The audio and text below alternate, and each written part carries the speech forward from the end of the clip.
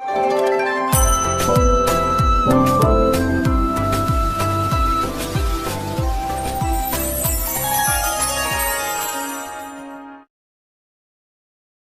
जगन्नाथ मु दिवाकर दास आपण मानक प्रणाम करुच्ची। आसंता 14 तारिख पड़ुची पवित्र मकर संक्रांति। सूर्यंकर मकर राशि को गमन अनेक राशि पे शुभफल नहीं आसुचन। से भाग्यशाली राशिंकर कथा कहबू जो माने सूर्यंकर कृपा से रहिबो पूरा मास तमाम से माने रविंकर बा सूर्यंकर आशीर्वाद कृपा मध्य प्राप्ति करि परिबे।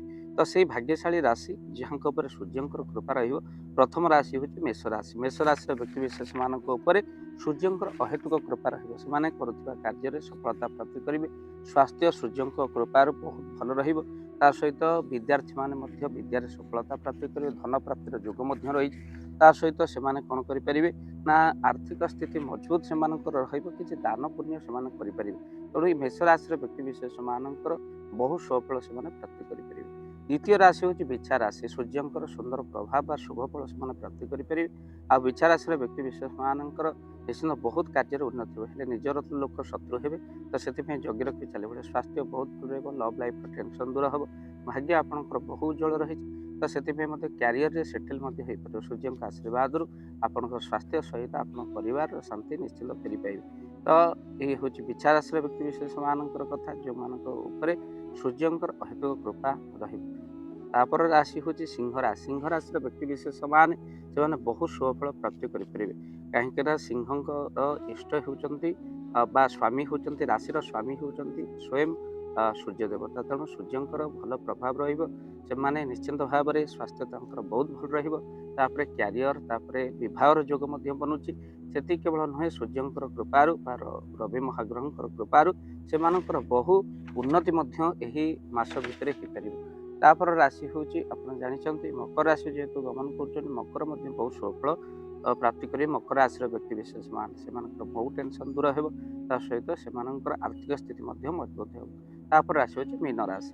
मीन राशि शनि कबल ये मास पूरा आश्वस्ति आपको मिले जेहेतु सूर्यंकर बहुत शुभफल आप प्राप्ति करने शुभ दृष्टि आपंक रही राशि उपर। तो से मीन राशि व्यक्ति विशेष मान से निश्चित भाव शुभफल प्राप्त करेंगे। स्वास्थ्य उन्नति हो सहित क्यारियर आपंकर बहु सफलता अच्छी सहित लव लाइफ टेंशन वैवाहिक जीवन सुखमय हम। बिजनेस बहुत भल रहा। 5 राशि व्यक्ति विशेष मान जो मैंने सूर्यंकर अहेतुक कृपा पाइबे। प्रथम राशि मेष राशि, द्वितीय सिंह राशि, तृतीय बिछा राशि, चतुर्थ मकर राशि, पंचम हूँ मीन राशि।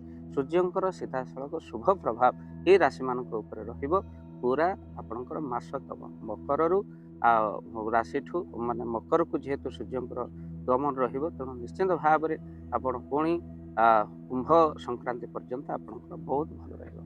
वीडियो को शेयर करेंगे। चैनल जदि ना चैनल को सब्सक्राइब कर भाव दिवाकर चैनल आप। जय जगन्नाथ जय पंच। जय जगन्नाथ। धन अर्जने धर्म करी धर्मे प्राप्त नरहरि। जदि आपण मानक धन कौन गरीब असहाय रोगी मानक सेवारे लगी पारिला जानतु आपणक रोजगार सार्थक हो गला। आपणक धनर मध्य बहुत महत्व रहिला। तो आज आपण माने जदि चाहूचंती आपणकर से धन महत कार्य लागू जेमिति कि आमे गोटे आम्बुलांस करिचु जो आम्बुलांस प्रतिदिन किछि असहाय रोगी मानक मेडिकल रे पहुंचाए। किछि गरीब अनाथ शिशु मानक मध्य आमे वस्त्र दान करू। किछि रोगी मानक पाखरे पहुंचू जो माने बहुत रोगरे पीड़ित से मानक पाखरे आमे किछि अर्थ आ गरीब लोक मानकू सहायता प्रदान करू। ये किछि दिन पूर्व आपण माने सहयोग कले आमे मध्य किछि कंबल असहाय मानक पाखरे जाई पहुंची बांटी थिलु। आपनको कृतज्ञता ज्ञापन करने सहित जदि आप चाहते आपणक धन आम द्वारा कौन महत्व कार्य लागू तो स्क्रीन रे चली नंबर रे निश्चिंत आपण कॉल करंतु।